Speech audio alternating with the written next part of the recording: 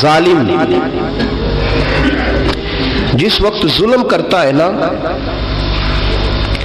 اس وقت وہ یہ سمجھ بیٹھتا ہے کہ میں ہمیشہ اسی طاقت میں رہوں گا۔ ظالم جب ظلم کرتا ہے تو وہ سمجھتا ہے کہ شاید یہی قوت، یہی طاقت، یہی جوانی، یہی اقتدار یہ قائم رہے گا، لیکن کبھی ظلم کا راج قائم رہ سکا نہیں، رہتا ہی نہیں۔ یزید نے ظلم کی حد کر دی، جب تخت حکومت میں بیٹھا تو ظلم کی حد کر دی، حد کر دی اس نے سمجھا تھا کہ شاید یہ اقتدار میرے پاس رہے گا، شاید یہ تخت جو میں نے سجایا ہے اس پہ سجا رہوں گا، بنا رہوں گا، قائم رہوں گا۔ اسے سمجھ نہیں نہ آئی کہ حکومتیں ظلم سے نہیں عدل سے قائم رہتی ہیں۔ میرے عمر فاروق رضی اللہ تعالیٰ عنہ کی حکومت عدل سے قائم تھی تو 12 سال قائم رہی، 12 سال قائم رہی، اور عمر چلے گئے، عدل کرتے کرتے چلے گئے۔ میں اگلے جمعے بیان کروں گا حضرت عمر کے بارے میں۔ جناب عمر چلے گئے، عدل کرتے کرتے دنیا سے رخصت ہو گئے، لیکن مدینے کی گلی سے بھی جا کے پوچھو گے تو عمر کے عدل کی گواہی دے گی۔ مدینے کی گلی اور مٹی بھی کہے گی کہ عمر عادل تھا۔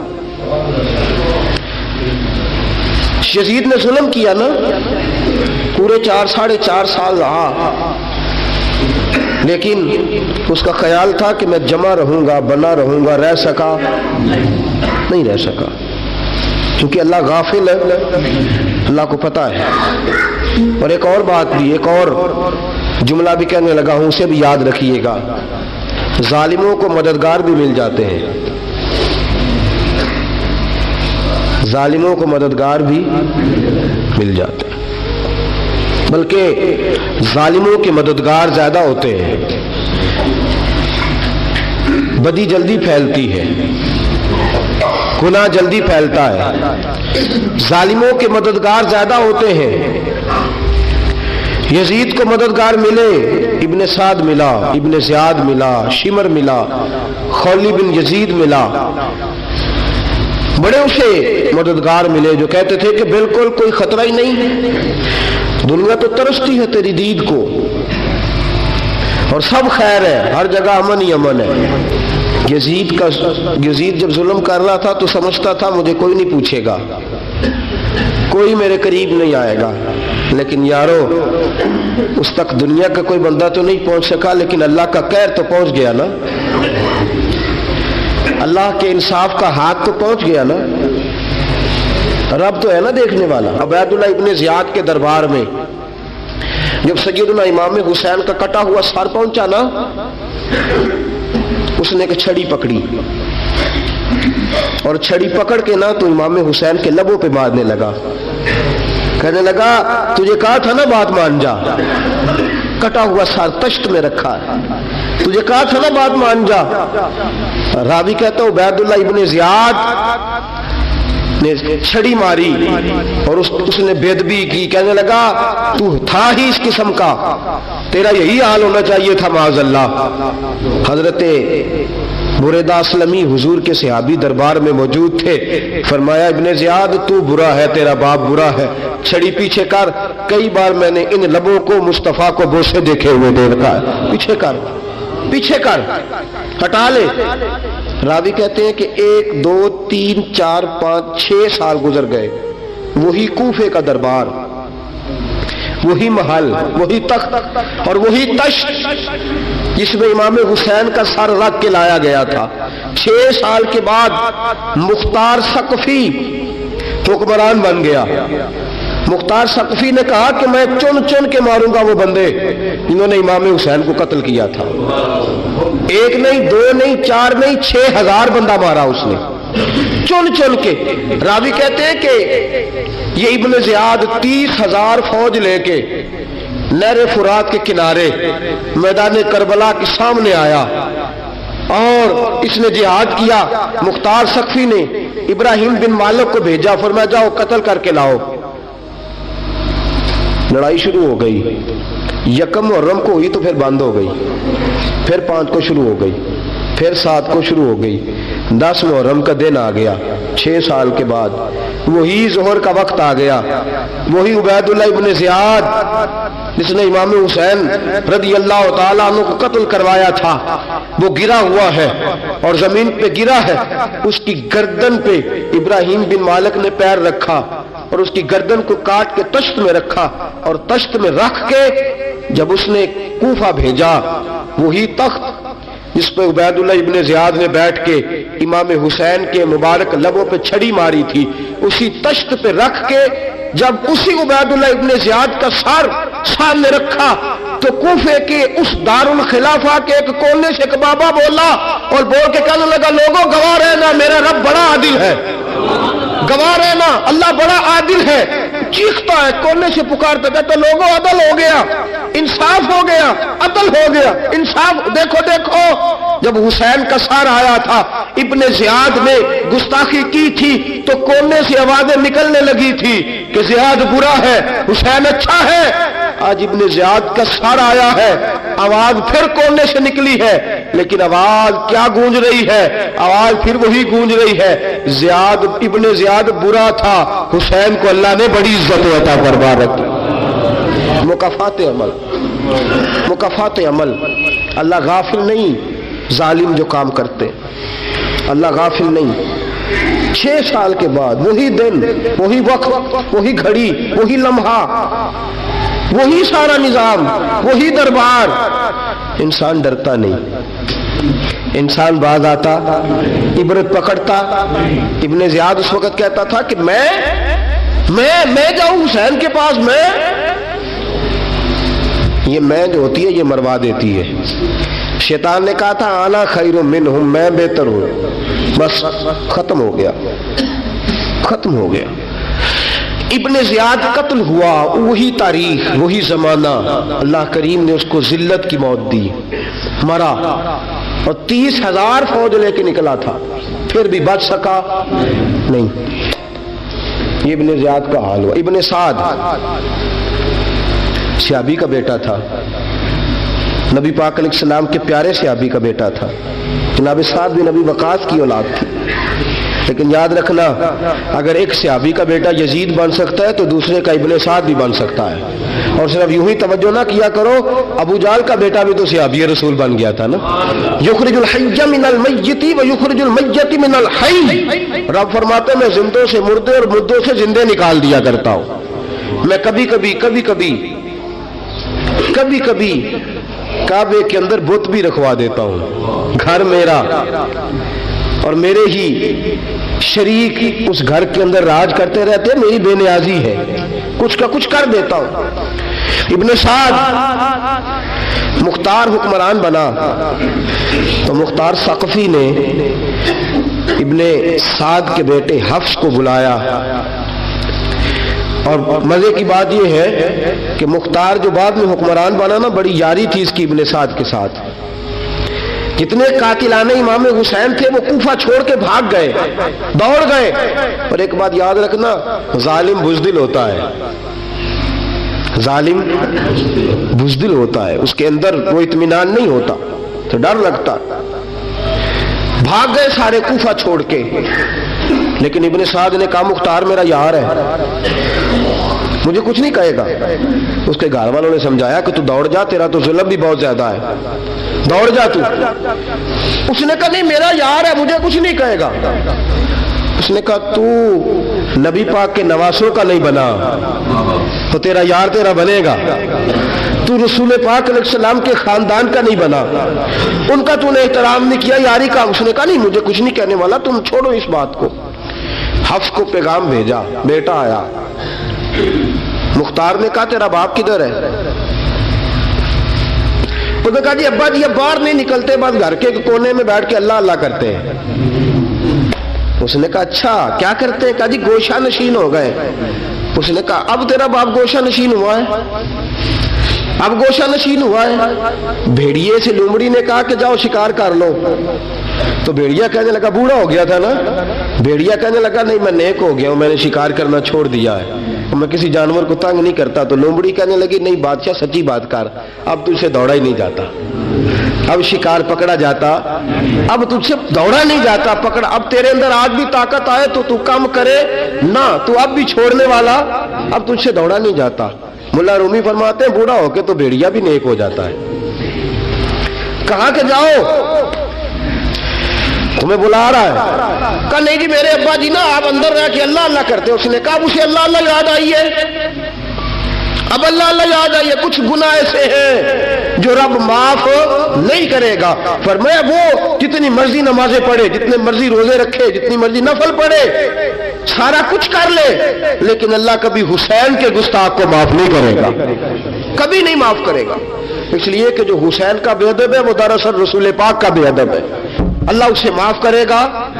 ظالم میں اس نے ظلم کیا، ابھی 6 سال ہی تو گزرے تھے، 6 سال ہوئے صرف۔ ابن سعد بھیجا بیٹے کو، کہا جا اب اپنے باپ کو جا کے کہا تجھے مختار بلاتا ہے، بات سنے آ کے۔ ڈر گیا، میں نے کہا ظالم بزدل ہوتا ہے، کہنے لگا اس سے جا کے کہو میں نہیں آ سکتا، بیمار ہوں۔ اس نے کہا چلو وہ نہیں آ سکتا تو ہم تو جا سکتے ہیں نا، ہم تو جائیں گے نا۔ ابن سعد نے بھیجے 10-12 بندے، فرمایا جاؤ زندہ نہ لے کے آنا میرے پاس، میرے پاس زندہ نہ لے کے آنا۔ گئے، بیٹے کو حفص کو گرفتار کر کے کھڑا کر دیا، اور جناب یہ جو ابن سعد تھا اس کو بھیجا، کہا جب تم اس تک پہنچو نا تو جا کے گردن مارنا اس کی، اور مجھے اس کی وجود نہیں دیکھنا، صرف کٹا ہوا سر دیکھنا ہے۔ گئے، جا کے اس کو پکارا، کہا مختار نے بھیجا ہے مارنے کے لیے۔ کہنے لگے مختار مجھے نہیں مار سکتا، میرا یار ہے۔ ابن سعد کہتا ہے مختار مجھے مار سکتا، میرا یار ہے۔ ان فوجیوں میں سے ایک فوجی کہنے لگا اگر تو محمد کے نواسے کو مار سکتا ہے تو تجھے بھی تیرا یار مار سکتا ہے صلی اللہ علیہ، اگر تو رسول پاک صلی اللہ تعالی علیہ وسلم کے نواسے کو قتل کر سکتا ہے، تو نے نبی کا حیا نہیں کیا، وہ یاری کا حیا کیوں کرے؟ تو نے ظلم کیا ہے، اب دیکھ تیرا حال کیا ہوتا ہے۔ گرفتار کر لیا، منتیں کرتا رہا۔ تاریخ ابن سعد کو بتا رہی تھی کہ ابن سعد تو ہاتھ باندھتا ہے، پاؤں پکڑتا ہے، ذرا یاد کر میدان کربلا، میدان کربلا تجھے اپنی باری آئی ہے تو ہاتھ باندھتا ہے، میدان کربلا یاد کر۔ حسین نے بھائی کی بھی لاش اٹھائی تھی، حسین نے جوان بیٹے کی میت بھی اٹھائی تھی، 6 مہینے کا علی اصغر بھی اس کی گود میں دم توڑ گیا تھا، اس کی بیٹیاں پیچھے تھی، بہن پیچھے تھی، بھانجیاں پیچھے تھی، بھتیجیاں پیچھے تھی، لیکن حسین نے ایک بار بھی ہاتھ نہیں باندھے۔ یہ کون ہے اٹا ہوا، غبار سے پھٹا ہوا، ہزاروں کوفیوں کے درمیان وہ اکیلا ہی ڈٹا ہوا، یہ بال یقین حسین ہے، نبی کا نور عین ہے۔ فرمایا یہ وہ میدان کربلا بھی یاد کرنا، تو ظالم تھا نا، معافیاں مانگ رہا ہے۔ حسین رسول پاک کے نواسے تھے، ایک بار بھی معافی طلب، دیکھ منظر یاد کر۔ ابن سعد کا ایک ہی بار میں سر قلم کیا، ایک ہی بار میں۔ امام حسین پہ تو پہلے 82 زخم لگے تھے تلوار کے، 82 زخم تلوار کے، نیزوں کے، اور کئی نیزوں کی انیاں امام حسین کے وجود میں ٹوٹ گئی تھی۔ امام حسین رضی اللہ تعالیٰ عنہ پہلے ڈٹے رہے، جمے رہے، بڑی دیر کے بعد گر، پہلے ہی بار میں گر گیا۔ ابن سعد کا کٹا ہوا سر پہنچا تو بیٹا کھڑا تھا۔ مختار سقفی نے کہا کہ تیرا باپ میں نے مار دیا ہے۔ کہنے لگا کوئی مزہ نہیں رہا زندگی میں۔ اس نے کہا چلو ٹھیک ہے تمہیں بھی مار دیتے ہیں، پھر مزہ نہیں رہا تو مار دیتے۔ کاٹ دیا سر اس کا بھی، دونوں سر کاٹے، تشت میں رکھے، اور مدینہ منورہ حضرت محمد بن حنفیہ رضی اللہ تعالیٰ عنہ جو امام حسین کے چھوٹے بھائی تھے، جناب علی کی دوسری زوجہ کے بیٹے تھے، جناب علی کے صاحبزادے ان کے پاس بھیجے، اور بھیج کے کہا کہ لو ابن سعد کا سر حسین کا بدلہ ہے اور اس کے بیٹے کا سر علی اکبر کا بدلہ ہے۔ جب محمد بن حنفیہ کے پاس پہنچے تو آپ نے فرمایا یہ کمینوں کے سر میرے بھائی کے سر کا بدلہ ہو ہی نہیں سکتے، یہ کہاں حسین کا بدلہ ہو سکتے ہیں، وہ حسین ابن علی۔ وہ حسین ابن علی کی شان رفت کوئی کیا جانے، حسن جانے، علی جانے، نبی جانے، خدا جانے۔ وہ حسین ابن علی کہ باپ جنہاں دا ہر میدان اندر لڑدا رہا سی کل ایمان بن کے، ماں جنہاں دی سجدۃ النساء ہوئے تے نانا عرش تے جاوے مہمان بن کے۔ فرمایا یہ حسین کا بدلہ ہو سکتے ہیں؟ وہ خولی بن یزید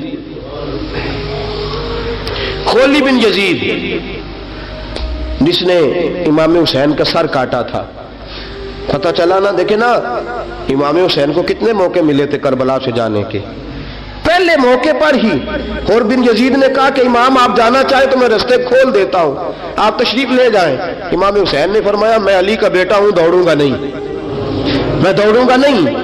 میں نہیں جانے والا۔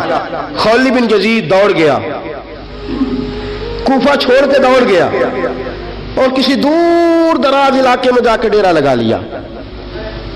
پھر وہاں سے واپس آیا کہ کسی نے کہا امن ہو گیا، آ گیا دوبارہ کوفے۔ مختار کو پتا چلا کہ آ گیا ہے، پھنس گیا ہے، گھر پہنچ گیا ہے۔ اس کی بیوی جو تھی نا خولی بن یزید کی، بڑی محبت کرتی تھی نبی پاک کے خاندان کے ساتھ، حضور کے خاندان کے ساتھ بڑی محبت کرتی تھی۔ اور محبت والوں کا انداز پتہ کیا ہے؟ رنگے چمن پسند، نہ پھولوں کی بو پسند، ہم کو ہے وہ پسند جسے آئے تو پسند۔ یہ انداز ہے، انداز محبت یہ ہے کہ نبی پاک کا غلام نہ ہو، سگا چچا بھی ہو تو مانتے نہیں، غلام نہ بنے، سگا چچا بھی ہو تو مانتے نہیں۔ اور نبی پاک علیہ السلام کا غلام ہو، چاہے حبش کا رہنے والا بلال ہی کیوں نہ ہو، سردار مانتے ہیں۔ یہ انداز محبت ہے۔ وہ بیوی بڑی محبت کرنے والی تھی، اس نے پیغام بھیجا، اس نے کہا آ گیا ہے گھر۔ بندے بھیجے، کہا جاؤ خولی کو پکڑ کے لاؤ۔ مختار نے کہا جلدی لاؤ۔ حکمران نے حکم دیا، لاؤ پکڑ کے۔ گئے گھر کے اندر گئے تو چھپ گیا۔ چھپا کہاں؟ ٹوکرے کے نیچے۔ میں نے کہا ظالم بزدل ہوتے، ایک ٹوکرے کے نیچے چھپ گیا۔ بیوی سے کہنے لگا، ان سے کہنا میں گھر کوئی نہیں، ان سے کہو میں گھر نہیں۔ بیوی کہنے لگی چلو ٹھیک ہے۔ دروازے پہ گئی، وہ کہنے لگے ہم خولی بن یزید کو گرفتار کرنے آئے ہیں۔ منہ سے پکار کے کہنے لگی گھر کوئی نہیں، منہ سے، اور ہاتھ کے اشارے سے کہنے لگی وہ ٹوکرے کے نیچے چھپا ہوا ہے۔ منہ سے کہنے لگی کوئی نہیں گھر، تاکہ سن لے، اندر سن لے۔ منہ سے کہنے لگی کوئی نہیں، ہاتھ کے اشارے سے کہنے لگی چھپا ہوا ہے ٹوکرے کے نیچے۔ گئے، جا کے ٹوکرا ہٹایا، اپنے پاس بہت ساری دولتیں اور جائیدادیں وہ ساری دے دی۔ کہنے لگا یہ میرے پاس کتنا پیسہ ہے، یہ بہت سے کاغذات ہیں، یہ کتنے زیورات ہیں، لے لو، مجھے چھوڑ دو۔ انہوں نے کہا وہ حکومت کدھر ہے جس کے لیے تم نے حسین کا سر کاٹا تھا؟ کدھر ہے وہ تمہارے تخت، اور کدھر گئی وہ تمہاری سلطنتیں، اور کدھر گئی وہ تمہاری دولت اور اقتدار، اور کدھر ہے وہ تمہارا اسلحہ جس کی بنیاد پر تم نے رسول پاک کا خون میدان کربلا میں بہایا تھا؟ وہ ہمارے سامنے لے کے آ۔ کہنے لگا یہ تھوڑے سے انعامات جو میں نے اکٹھے کیے تھے، یہ دنیا کی گندی دولت، اس کے لیے میں نے میدان کربلا میں امام حسین کا مبارک سر مبارک تن سے جدا کیا تھا، لے لو، مجھے چھوڑ دو۔ انہوں نے کہا نہ دنیا میں لے تجھے چھوڑیں گے اور نہ اللہ ہی تجھے قیامت کے دن چھوڑے گا۔ گرفتار کر کے لائے۔ مختار نے کوفے کے بازاروں کے اندر اعلان کیا کہ آؤ باہر نکلو، تمہیں بتاؤں حسین ابن علی کا خاندان گرفتار کر کے انہی کوفے کی گلیوں میں پھرایا گیا تھا نا، یہی گھمایا گیا تھا، آؤ تمہیں دکھاؤں خدا کا انتقام اور اللہ تبارک و تعالیٰ کا انصاف تمہیں دکھاؤں، آؤ میدانوں میں نکلو، گھروں سے باہر آؤ۔ مختار ثقفی اگرچہ بندہ آباد میں یہ بھی ٹھیک نہ نکلا، لیکن بعض اوقات میرے نبی پاک علیہ السلام نے فرمایا اللہ اپنے دین کا کام اپنے نافرمان سے بھی لے لیا کرتا ہے، اس نے کام لینا ہو فاسق سے بھی لے لیتا ہے۔ اللہ نے لے لیا کام، نکلو میدانوں میں، نکلے باہر، چوک بھر گئے، گلیاں بھر گئیں، کوفے کے محلات بھر گئے۔ مختار نے کہا لوگوں 6 سال پہلے کی تاریخ بھی ذہن میں رکھنا، اور آج کا دن بھی تم کبھی مجیب و خولی بن یزید ہے کہ یہ نعرے لگاتا تھا کوفے کی گلیوں میں کہ میں نے حسین کا سر کاٹا ہے، میں نے حسین کا سر کاٹا۔ تمہارے سامنے کھڑے، پوچھو اس سے پوچھا بھی تو نے حسین کا سر کاٹا؟ کہنے لگا جی میں نے تو بالکل نہیں کاٹا تھا۔ میں تو انعام کے لیے نعرے لگاتا تھا، میں نے تو نہیں کاٹا۔ اس نے کہا چلو ابھی کرتے ہیں تیرا بندوبست۔ زخم لگائے تلوار کے ساتھ اس کے وجود پر زخم لگائے، اور جب نڈھال ہو گیا، خون بہہ گیا، زمین پہ گر گیا، تو مختار نے کہا اس کے وجود کو آگ لگا دو، زندہ کو جلا دو۔ جب وہ جل رہا تھا، راکھ اڑ رہی تھی، لوگ کہہ رہے تھے کہ دیکھو یاد رکھنا اللہ نے رسی ڈھیلی کر دی تھی، اب رب نے رسی کھینچی ہے، تو دیکھو خدا سے بڑا کسی کا انصاف نہیں ہے۔ کس انداز میں امام حسین کے قاتل کو شمر ذیل جوشن، میں نے کہا تھا 10 محرم کے دن جب مختار کے لوگ اس کے پیچھے بھاگے تو مدینہ منورہ تک گیا، حضرت امام زین العابدین سے بھی ملا، انہوں نے پانی بھی پلایا، کہنے لگا امام صاحب لگتا ہے آپ نے مجھے پہچانا نہیں۔ فرمایا میرا سارا گھر اجاڑ دیا، میں تجھے بھول سکتا ہوں؟ کہا پھر پانی کیوں پلایا ہے؟ فرمایا بند کرنا تمہارا کام ہے، اور دشمنوں کو پلا دینا یہ ہمارے خاندان کا رواج ہے۔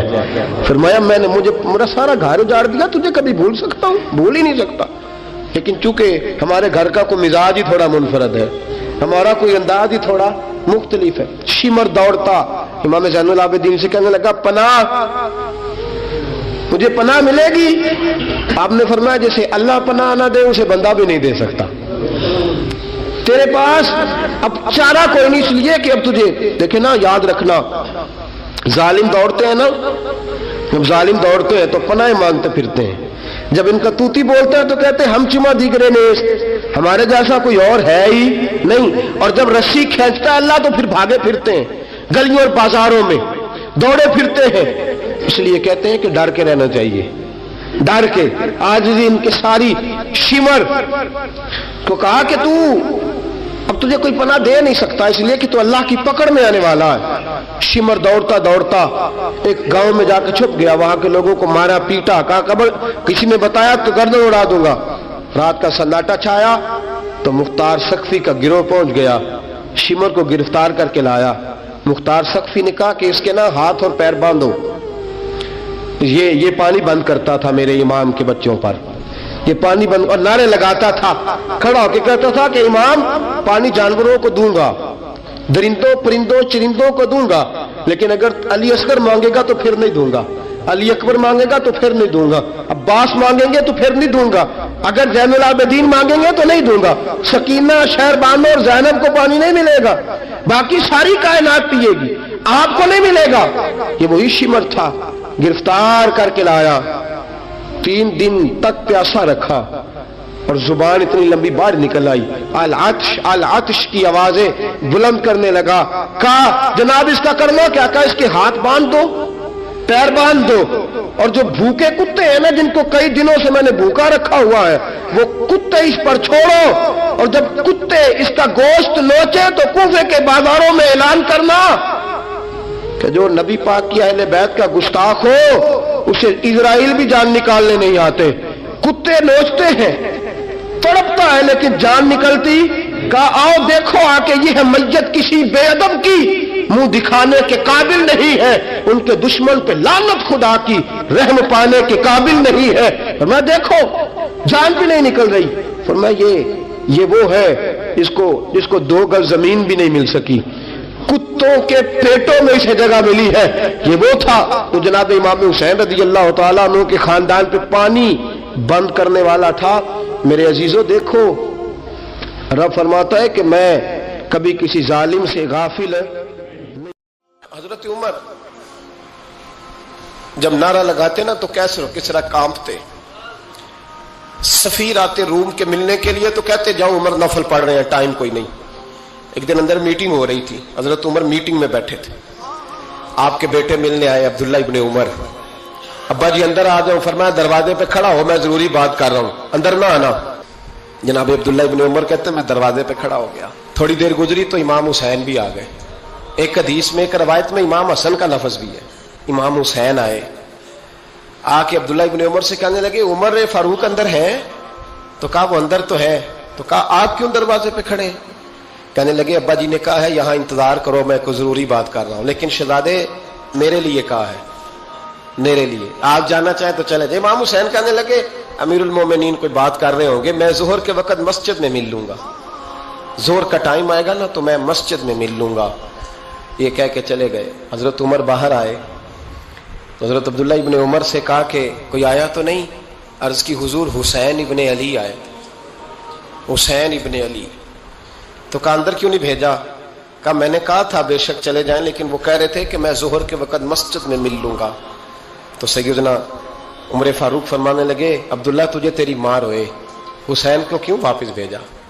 پھر عمر دنیا داروں کے سامنے ڈٹنا، کھڑا ہونا عمر پہ ختم ہے، لیکن جو اندر کی بات ہے نا، روح کی، جو عقیدت کی بات ہے، جو وفا کا رشتہ ہے، اس کو کون سمجھے؟ یہ جو روح کی مجبوریاں ہیں، یہ جو وفا کی مجبوریاں ہیں، اسے لوگ کیا سمجھیں؟ انہیں کیا پتا کہ مرشد کے بیٹے کے پیر چومنے میں حسن کیا ہوتا ہے؟ انہیں کیا پتا کہ جب استاد کا بیٹا گھر میں آتا ہے تو دل کرتا ہے مکان بیچ کے اسے دے دیں، اس کے باپ کی نیکیاں بڑی ہیں۔ جناب عمر فاروق دوڑے گئے، امام حسین کے دروازے پہ دستک دی، امام حسین باہر رکھا، شہزادے یار ملنے آئے تھے بغیر ملے کیوں آ گئے؟ عرض کی کہ آپ مصروف تھے، آپ کے اپنے بیٹے بھی دروازے پہ کھڑے تھے تو میں واپس آ گیا۔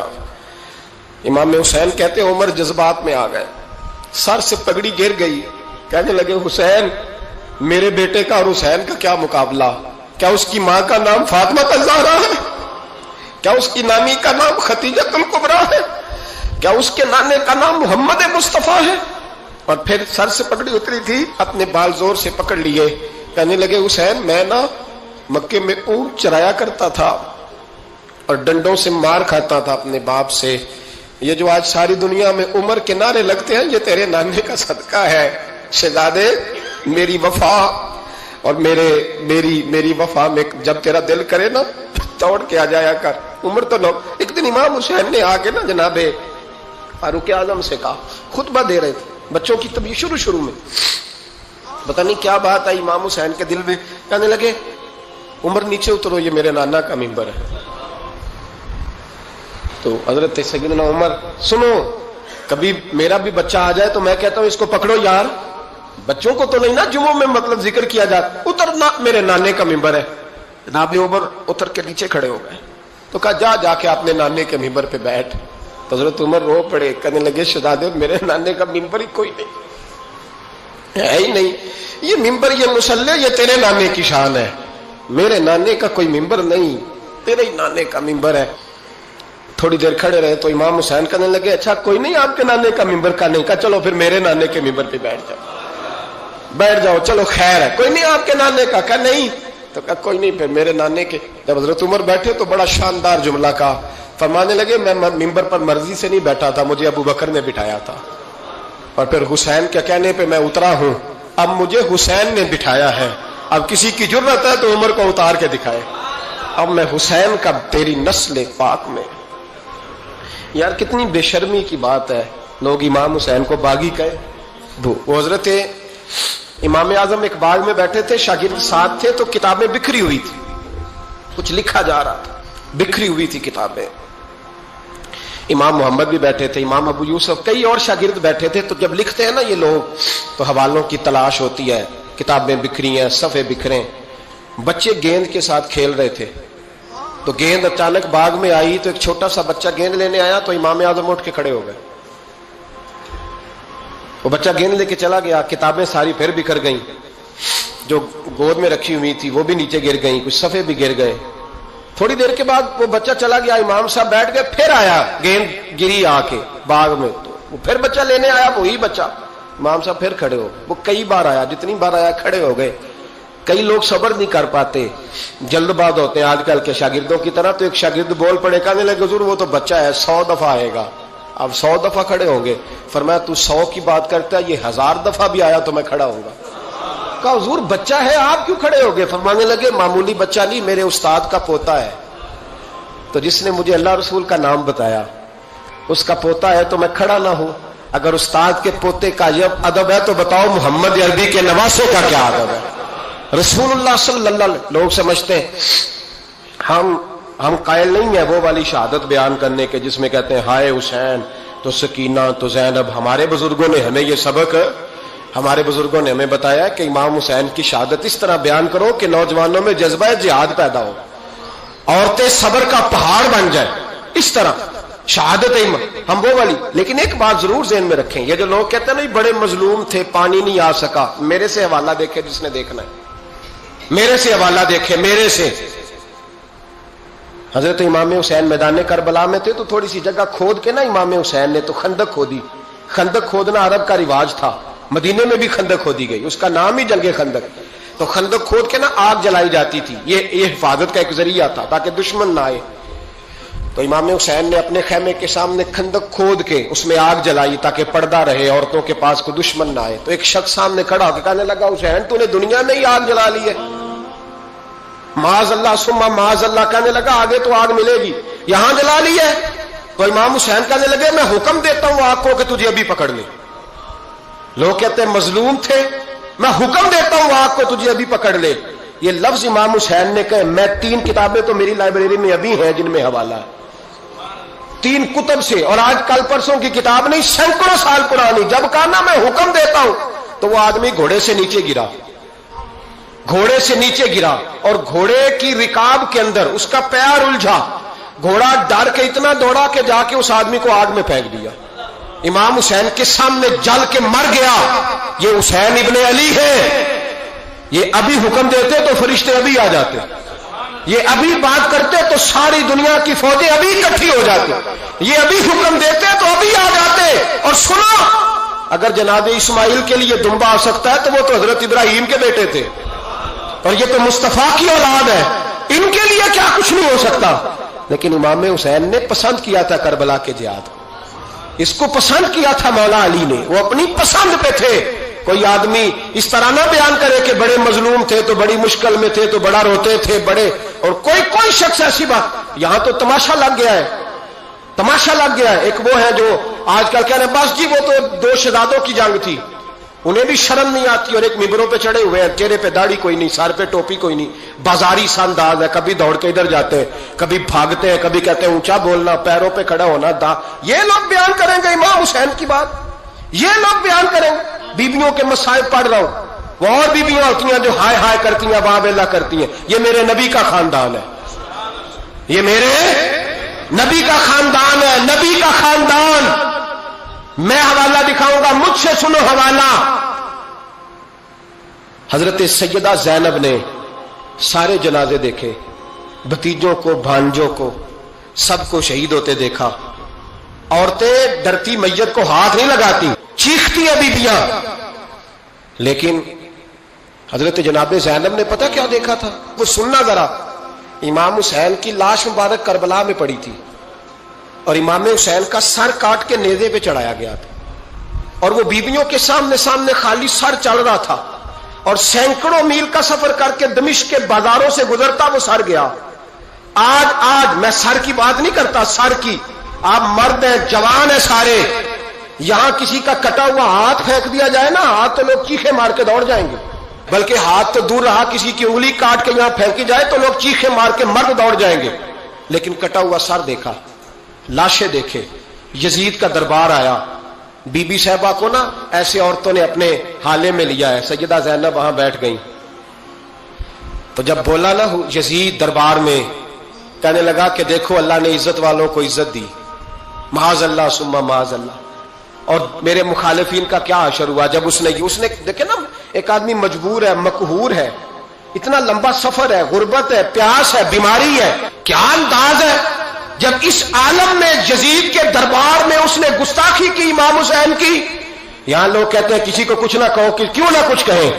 جو سیدنا امام حسین کے بارے میں بات کرے گا زبانیں کھینچیں گے اس کی، جو صحابہ کے بارے میں بات کرے گا ہم کرنے دیتے ہیں.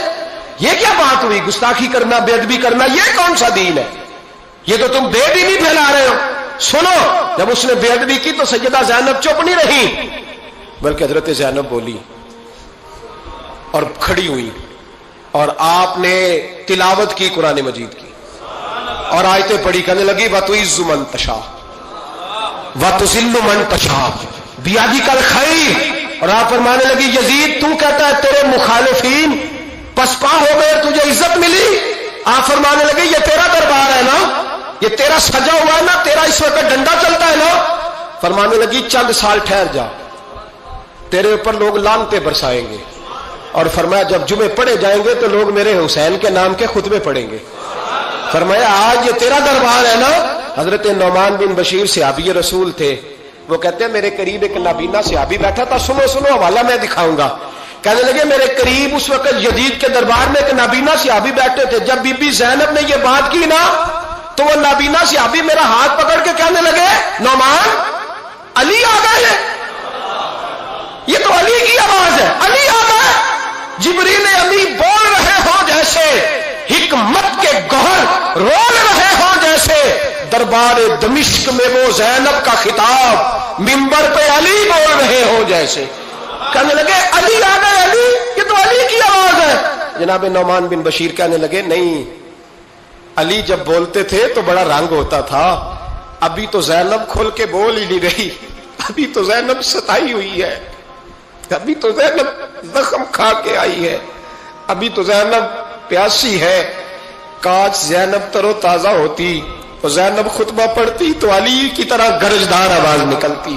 یزید کے محل کانپتے, جبریل امی بول رہے ہوں جیسے, حکمت کے گوہر رول رہے ہوں جیسے, دربار دمشق میں بی بی زینب کا خطاب منبر پہ علی بول رہے ہوں جیسے. وہ مسکینوں کی طرح منتیں نہیں کر رہے تھے, ہائے پانی ان کا مزاج ہی نہیں تھا, بلکہ وہ دلیر لوگ تھے, دلیر, اور بر موقع بر محل بولتے تھے. یزید آیا دربار میں, جب یہ سارا قافلہ وہاں پہنچا تو یزید دربار میں آیا, اور جب وہ دربار میں آیا تو بادشاہوں کا طریقہ ہے, گاڑیاں اب ہمارے بادشاہوں نے روٹر والی گاڑیاں رکھی ہوئی ہیں, وہ یوں یوں چلتی ہیں, شور ہوتا ہے پیچھے. اس زمانے میں کہا جاتا تھا با دبا ملازہ ہوشیا, پیچھے ہٹ جاؤ, نعرے لگنے لگے. تو یزید کا ایک ناخلف بیٹا امام زین العابدین سے کہنے لگا تیرا باپ کہاں ہے, دیکھ یہ میرے باپ دادا کے نعرے, دیکھ میرے باپ کے نعرے, تیرے کدھر ہے. ابھی یہ بات شروع اس نے کی تھی کہ دمشق کی جامع مسجد میں زور کی اذان ہو گئی, اور جب مؤذن نے کہا نا اشہد ان محمد رسول اللہ, تو امام زین العابدین اس کا ہاتھ پکڑ کے کہنے لگے یہ میرے نانا کے نعرے لگ رہے ہیں, اگر تیرا ہے تو بتا, یہ میرے نانا کے نعرے ہیں. اور فرمایا تیرے باپ کے 2-2.5 سال لگیں گے, میرے نانے کے قیامت کے بعد بھی لگیں گے. میرے نانے کے نعرے قیامت کے یہ لگتے رہیں گے, لگ رہے ہیں اور لگتے تھے اور لگتے رہیں گے. میرے بھائی یاد رکھو, دلیری, ہمت, پہلی بات ان سے پیار کرنا ہے. دوسرا ان کی ہمت, ان کا مقام دلیری کرنا ہے, ان کا کام ہمت کرنا ہے, ان کا کام ڈٹ جانا ہے. کمزوری دکھانا اہل بیت کا طریقہ ہوتی. حضرت عباس کے بازوؤں میں درد ہوتی, جناب زینب پھر پریشان ہوتی ہیں کہ ہم تو اس بے حیائی کے خلاف لڑے اور امت ابھی یہ گند کر رہی. جو چوکوں میں کھڑا ہوتا ہے نا عورتوں کو تاڑتا ہے, وہ یزید کے طریقے پہ عمل کرتا ہے. یہ دلائل ہے, آپ سوچ لیں, اندازہ کر لیں کہ ہم نے کس جماعت میں کھڑے ہونا ہے. اس لیے گند سارا نکالیں. امام حسین کا ایک پیغام آج اپنانا بڑا ضروری ہے. امام حسین نے سر سجدے میں کٹایا اور قرآن کی تلاوت نیزے کی نوک پہ بھی جاری رہی ہے. اس لیے آج کم از کم 10 نفل امام حسین کی سنت سمجھ کے ضرور پڑھیں گے انشاءاللہ. جنہوں نے روزہ رکھا ہے بڑا اچھا کیا ہے, چلو جو نہیں رکھ سکے پھر بھی نفلی ہے, کوئی فرض نہیں. کم از کم 3 دفعہ سورت یاسین کی تلاوت آج ضروری ہے امام حسین کے لیے. کریں گے انشاءاللہ تعالی. اگر وہ نیزے کی نوک پہ پڑھ سکتے ہیں تو آپ ان کی خاطر بھی تو پڑھ ہی سکتے ہیں نا. تو بہت ضروری کام آج نفل پڑھنا ہے, اور بہت ضروری کام آج قرآن پاک کی تلاوت کرنا. کریں گے انشاءاللہ تعالی.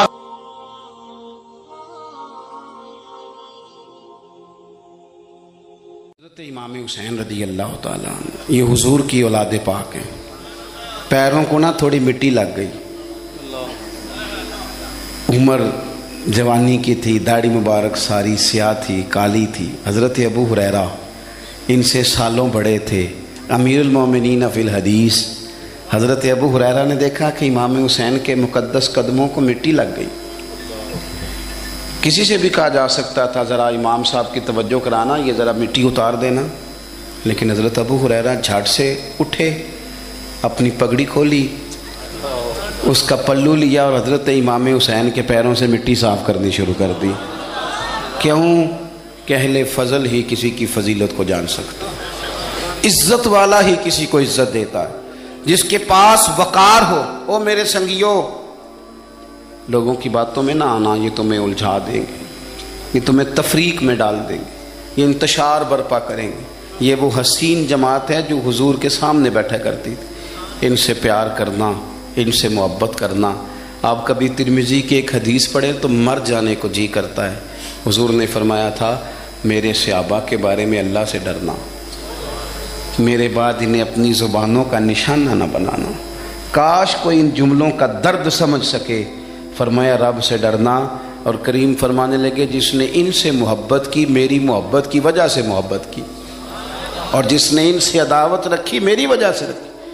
کبھی بھی کسی اور جو حضور کی اولاد ہے، صحابہ کرام نے ایک جگہ کچھ نذرانہ جمع کیا اور جمع کر کے کہا کہ حضور کی بارگاہ میں پیش کرنا ہے۔ اخراجات بہت زیادہ ہیں اور ظاہری وسائل اس ترتیب سے نہیں ہیں، یہ نذرانہ ہر مہینے پیش کرنا ہے۔ جب وہ لے کے حضور کی بارگاہ میں گئے نا تو اللہ نے قرآن نازل کر دیا۔ فرمایا محبوب ان سے کہہ دو لا اسألکم علیہ اجرا، میں تبلیغ دین پر تم سے کوئی اجر نہیں مانگتا، الا المودۃ فی القربى، بس میرے قریبیوں سے پیار کرتے رہنا، میرے قریبیوں سے محبت کرنا، پیار کرنا قریبیوں سے۔ یہ علی المرتضیٰ ہیں، یہ فاطمہ ہیں، یہ ان کا خاندان ہے، یہ ختیجہ ہیں، یہ عائشہ ہیں، یہ میمونہ ہیں، یہ حفصہ ہیں، ان سے پیار کرنا، میرے قریبیوں سے محبت کرنا۔ ہمارے دلوں میں حضور کی اولاد کا پیار ہونا چاہیے، طبیعتوں میں احترام ہونا چاہیے، ہمارا مزاج، ہمارا دل ان کے لیے دھڑکنا چاہیے، ہمارے لہجے، ہمارے انداز ہمیشہ ان کے حق میں نرم ہونے چاہیے۔ میں کہہ چکا ہوں سید کا صرف عقیدہ ٹھیک ہونا شرط ہے، باقی آپ تحقیق اور تفتیش میں نہ پڑیں، وہ جانے رب جانے۔ آپ کوشش فرمائیں ہماری اولادیں، ہم خود اور اہل فضل کا ادب کبھی نہ چھوڑیں۔ دوسری بات آپ سے یہ عرض کرنی ہے، اس کو اچھی طرح سمجھ لیں کہ قومیں اپنے اسلاف سے بڑی ہوتی ہیں ہمیشہ۔ بڑا ہم ہوتا ہی وہ ہے جس کا کوئی بڑا ہوتا ہے، جس کا کوئی بڑا نہیں ہوتا وہ کبھی بھی بڑا۔ یہ کچھ عرصے سے ٹرینڈ چلا ہے، اگرچہ یہ درست نہیں ہے۔ آپ کسی سونار کی دکان پہ جائیں تو اس نے اپنے پیچھے نا اپنے والد صاحب کی اور دادا کی فوٹو لگائی ہوتی ہے۔ حکیم کی دکان پہ چلے جائیں، کپڑے والی دکان پہ چلے جائیں تو اس نے پیچھے اپنے دادا کی، والد کی فوٹو لگائی ہوتی ہے۔ اگرچہ یہ درست نہیں، تصویریں نہیں لگانی چاہیے، تصویریں ان کے کیا پیروں کی بھی نہیں لگانی چاہیے۔ جہاں تصویر ہوتی ہے وہاں نماز کیسے پڑھی جائے گی؟ فرشتہ رحمت کا نہیں آئے گا۔ یہ تو اب ایک ضرورت بن گئی، تو اب ضرورت کیا، اب تو خیر نفسیاتی مسئلہ بن گیا ہمارا، یہ نفسیاتی مسئلہ ہے۔ یعنی سلام بعد میں فوٹو پہلے، یعنی سیانے سیانے لوگ، اور یہ ہمیں ایسے کھیل تماشے میں لگایا گیا ہے کہ میں ڈھیر سارے لوگوں پر غور کرتا ہوں، پھر ان کے لیے دعا کرتا ہوں کہ یا اللہ ان کی مدد فرما۔ یعنی اس طرح کی حالت ہے کہ وہ زندہ ہی موبائل کے اندر ہیں، ہر چیز ہی۔ مجھ سے ایک دفعہ ایک صاحب نے پوچھا مولوی آج کل بڑے لڑ رہے ہیں، میں نے کہا وہ 4-5 ہے جن کو آپ موبائل پہ دیکھتے ہیں، آپ میرے ساتھ آئیں، میں آپ کو 20 اور سینکڑوں شیخ الحدیث بتاتا ہوں جو سکون سے بیٹھ کر رسول اللہ کا دین پڑھا رہے ہیں۔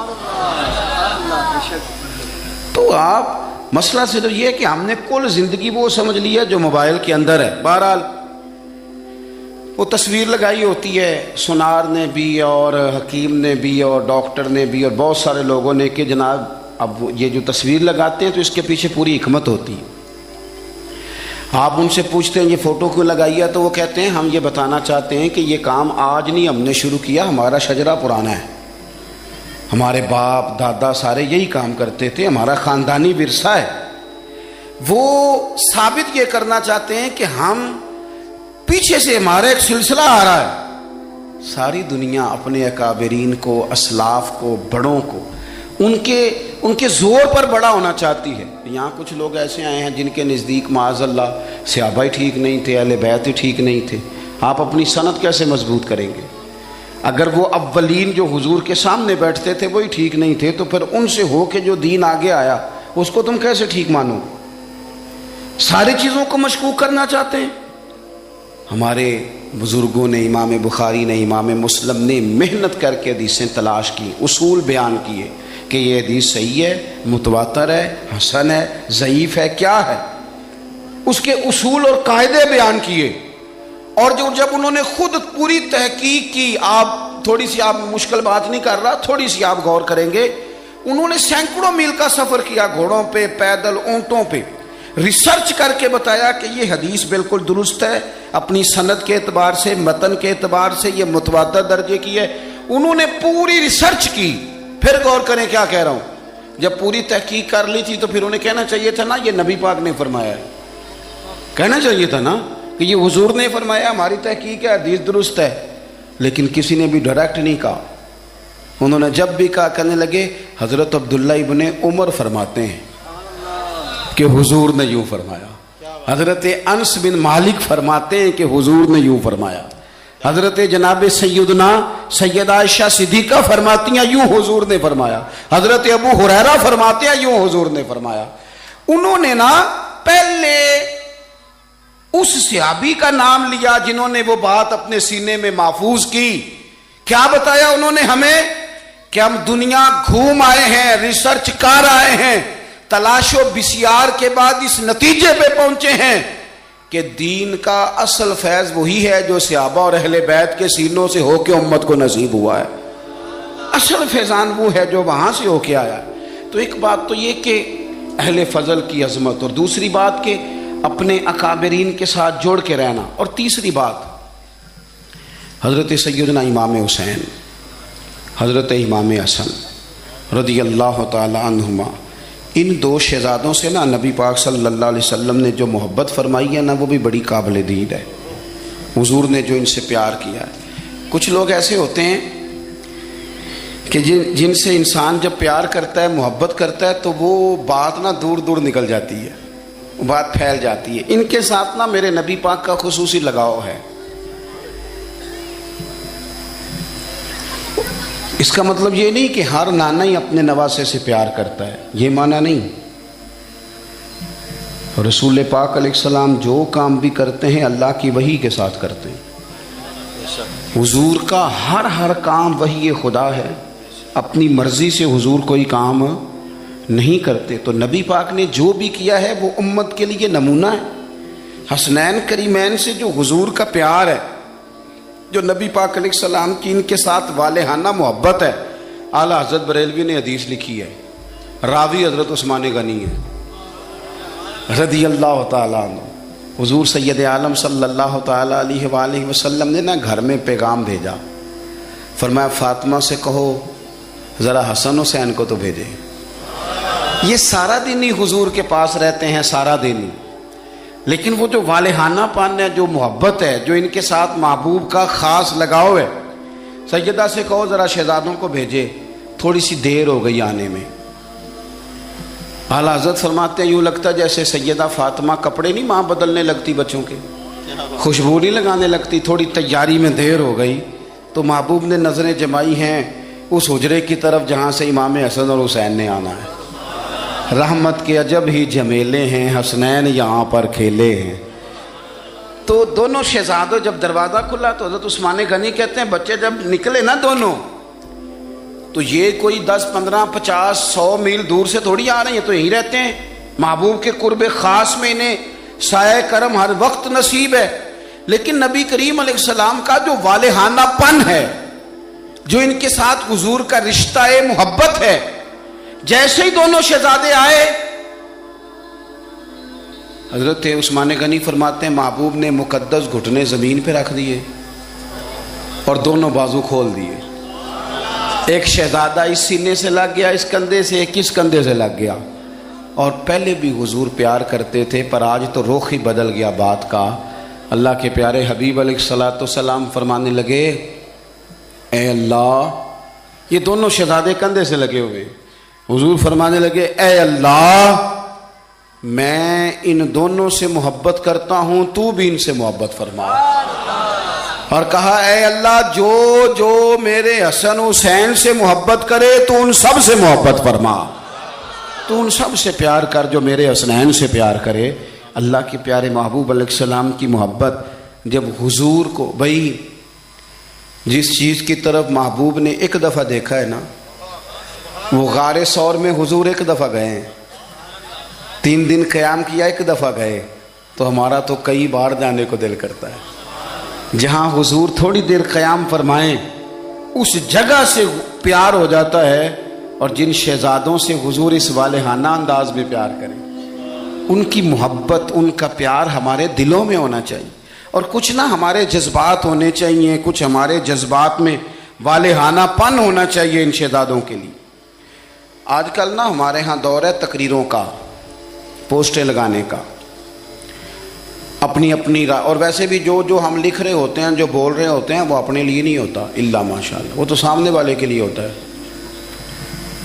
وہ تو حضرت مجدد الفسانی رحمۃ اللہ علیہ کے حالات پہ ایک سیرت نگار نے لکھا ہے کہ آپ نے ایک شخص کو نا اپنے سلسلہ نقشبندیہ میں اجازت دی کہ اب آپ بھی آگے اللہ اللہ بتائیں، تربیت کریں، یہی طریقہ ہوتا تھا، تو ان کو خلافت دے دی، اب وہ سلسلہ طریقت میں آگے اشاعت سلسلہ کا کام کریں گے۔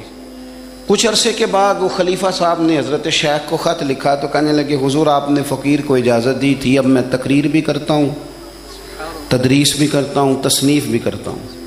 تو حضرت فرمانے لگے آپ بہت اچھے کام کر رہے ہیں، رب آپ کو برکت دے، پر یہ سارا کچھ تو آپ لوگوں کی اصلاح کے لیے کر رہے ہیں، کچھ اپنے لیے بھی کرتے ہیں، رات کو تہجد میں اٹھ جاتے ہیں، کچھ اللہ کے حضور رونا نصیب ہو جاتا ہے، کچھ آپ کو درود و سلام کی کیفیات نصیب ہوتی ہیں، یہ تو جو کچھ ہے الحمدللہ بہت اچھا ہے، قابل تعریف ہے، پر یہ تو آپ خدمت دین کا کام کر رہے ہیں نا لوگوں کی، آپ اپنے لیے کیا کر رہے ہیں؟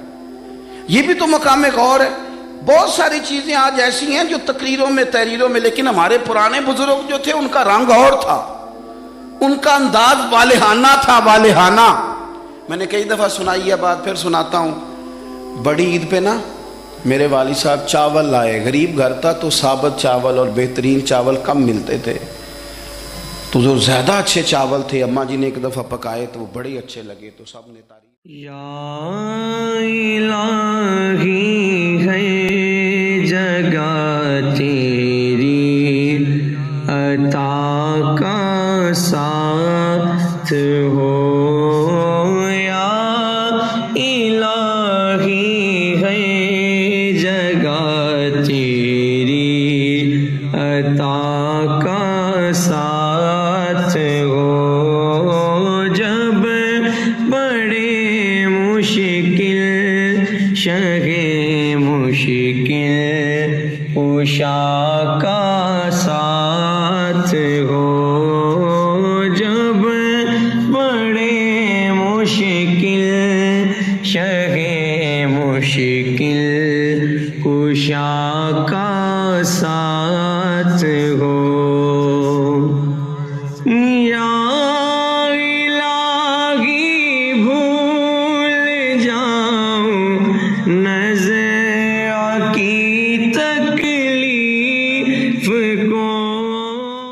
ناظرین، ابو الحارث شیر کون تھا؟ اس شیر کی ملاقات کس صحابی رسول سے ہوئی تھی؟ اور کیا واقعی میدان کربلا میں ابو الحارث شیر امام علی مقام امام حسین ابن علی علیہ السلام کے جسد اطہر کی حفاظت کے لیے آیا تھا؟ کربلا میں ایک اہم مقام کو شیر فضہ کیوں کہا جاتا ہے؟ ابو الحارث شیر کا اصل واقعہ کیا ہے؟ کیا یہ من گھڑت روایت ہے یا حقیقت پر مبنی واقعہ ہے؟ ناظرین، واقعہ کربلا کے ساتھ تاریخ کے کئی عجیب و غریب اور ایمان افروز واقعات منسوب ہیں، جن میں سے ایک واقعہ ابو الحارث شیر کا ہے۔ کتاب کشف الاسرار میں معجزات رسول صلی اللہ علیہ وآلہ وسلم کے بیان میں ایک شیر ابو الحارث کا واقعہ بھی بیان ہوا ہے، جس نے نبی کریم صلی اللہ علیہ وآلہ وسلم کے آزاد کردہ غلام حضرت سفینہ رضی اللہ تعالی عنہ کے منہ سے رسول خدا امام الانبیاء جناب محمد الرسول اللہ صلی اللہ علیہ وآلہ وسلم کا نام مبارک سن کر اپنا سر خم کر دیا تھا، اور ایک بیابان جنگل میں اس غلام کی دوسرے درندوں سے حفاظت کی تھی۔ اس معجزہ کا ذکر امام حاکم، طبرانی اور بخاری نے تاریخ کبیر میں روایت کیا ہے، جبکہ ابن راشد اور بہقی نے بھی یہی واقعہ صحت کے ساتھ بیان کیا ہے۔ حضرت سفینہ رضی اللہ تعالی عنہ رسول خدا صلی اللہ علیہ وآلہ وسلم کے آزاد کردہ غلام تھے، نسلاً رومی تھے۔ وہ اس واقعہ کے راوی خود ہیں۔ فرماتے ہیں، میں سمندر میں ایک کشتی پر سوار تھا، یہ کشتی ٹوٹ گئی تو میں اس کے ایک تختے پر سوار ہو گیا۔ اس نے مجھے ایک ایسی جگہ پھینک دیا جو شیر کی کچھار تھی۔ وہی ہوا جس کا ڈر تھا کہ وہ شیر سامنے تھا۔ میں نے کہا، یا ابا الحارث، شیر کی کنیت، میں حضور نبی اکرم صلی اللہ علیہ وآلہ وسلم کا آزاد کردہ غلام ہوں۔ تو اس شیر نے فوراً اپنا سر خم کر دیا اور اپنے کندھے سے مجھے اشارہ کیا، اور وہ اس وقت تک مجھے اشارہ اور رہنمائی کرتا رہا جب تک کہ اس نے مجھے صحیح راہ پر نہ ڈال دیا۔ پھر جب اس نے مجھے صحیح راہ پر ڈال دیا تو وہ دھیمی آواز میں غرایا، سو میں سمجھ گیا کہ وہ مجھے الوداع کہہ رہا ہے۔ ناظرین، دوسری حدیث میں یہی واقعہ یوں بیان ہوا ہے کہ حضرت سفینہ رضی اللہ تعالی عنہ، جو کہ حضور نبی اکرم صلی اللہ علیہ وآلہ وسلم کے آزاد کرتا غلام تھے، ایک دفعہ روم کے علاقے میں لشکر اسلام سے بچھڑ گئے، یا وہ ارض روم میں قید کر دیے گئے۔ وہ وہاں سے بھاگے تاکہ لشکر سے مل سکیں کہ اچانک ایک شیر ان کے سامنے آ گیا۔ انہوں نے اس سے کہا، اے ابو الحارث، میں حضور نبی اکرم صلی اللہ علیہ وآلہ وسلم کا غلام ہوں، اور میرا معاملہ اس طرح ہے کہ میں لشکر سے بچھڑ گیا ہوں۔ یہ سننا تھا کہ شیر فوراً دم ہلاتا ہوا ان کی طرف آیا اور ان کے پہلو میں کھڑا ہو گیا۔ جب بھی وہ کسی درندے کی آواز سنتا تو وہ شیر فوراً حضرت سفینہ رضی اللہ تعالی عنہ کے آگے آ جاتا۔ جب خطرہ ٹل جاتا تو پھر وہ واپس آ جاتا اور ان کے پہلو میں چلنا شروع کر دیتا۔ وہ اسی طرح ان کے ساتھ چلتا رہا یہاں تک کہ وہ لشکر میں پہنچ گئے۔ اس کے بعد وہ شیر واپس لوٹ آیا۔ ناظرین، حضرت سفینہ رضی اللہ تعالی عنہ کا یہ واقعہ تاریخ کی کئی کتابوں میں موجود ہے کہ ان کی ملاقات جنگل میں ایک شیر سے ہوئی، جسے انہوں نے ابو الحارث کی کنیت سے پکارا اور اپنا تعارف یوں کروایا کہ میں رسول خدا امام الانبیاء جناب محمد الرسول اللہ صلی اللہ علیہ وآلہ وسلم کا آزاد کردہ غلام ہوں۔ تو اس شیر نے نسبت رسول کی وجہ سے حضرت سفینہ رضی اللہ تعالی عنہ کی نہ صرف حفاظت فرمائی بلکہ ان کی رہنمائی کرتا ہوا ان کے ساتھ آیا، یہاں تک کہ وہ اپنے لشکر سے جا ملے۔ اس کے بعد وہ شیر واپس چلا گیا۔ ناظرین، اب بات کرتے ہیں کہ اس شیر ابو الحارث کا کربلا اور امام علی مقام امام حسین ابن علی علیہ السلام کے ساتھ کیا تعلق تھا۔ ناظرین، بعض غیر مستند روایات کے مطابق بچپن میں امام علی مقام امام حسین ابن علی علیہ السلام نے ایک شیر کا بچہ گھر میں پالا ہوا تھا۔ جب وہ جوان ہوا تو اس بات کو مد نظر رکھتے ہوئے کہ کسی کو نقصان نہ پہنچا دے، اس شیر کو جنگل میں چھوڑ کر آنے کا حکم دیا گیا۔ روایات کے مطابق وہ شیر امام حسین ابن علی علیہ السلام سے بے حد محبت کرتا تھا اور اس شیر کی کنیت ابو الحارث تھی۔ عین ممکن ہے کہ حضرت سفینہ رضی اللہ تعالی عنہ کی ملاقات اسی شیر ابو الحارث سے ہوئی جس نے نسبت رسول صلی اللہ علیہ وآلہ وسلم کی وجہ سے جنگل میں ان کی حفاظت کی۔ ناظرین، 10 محرم الحرام سن 61 ہجری کو جب واقعہ کربلا پیش آیا تو امام علی مقام امام حسین ابن علی علیہ السلام کے خاندان کے ساتھ آپ کی والدہ جناب فاطمہ الزہرا سلام اللہ علیہا کی ضعیف کنیز جناب بی بی فضہ نوبیہ سلام اللہ علیہا بھی موجود تھی، اور اس وقت وہ بی بی زینب بنت علی سلام اللہ علیہا کی کنیز تھی۔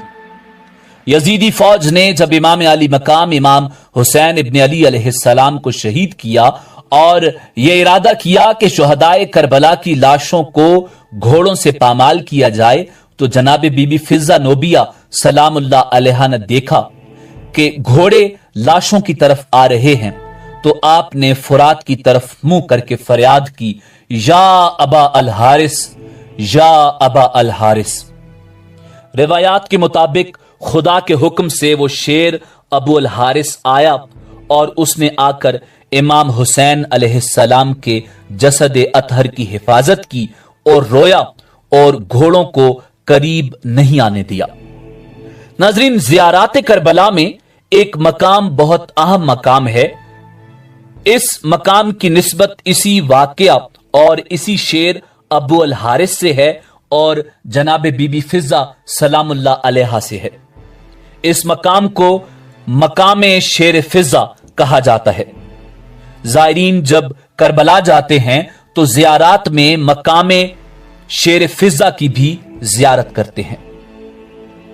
नाजरीन, इसी उम्मीद के साथ इजाजत दीजिए कि आपको हमारी वीडियो पसंद आई होगी। मिलते हैं बहुत जल्द एक नई तारीखी, तहकीकी और मालूमाती वीडियो के साथ।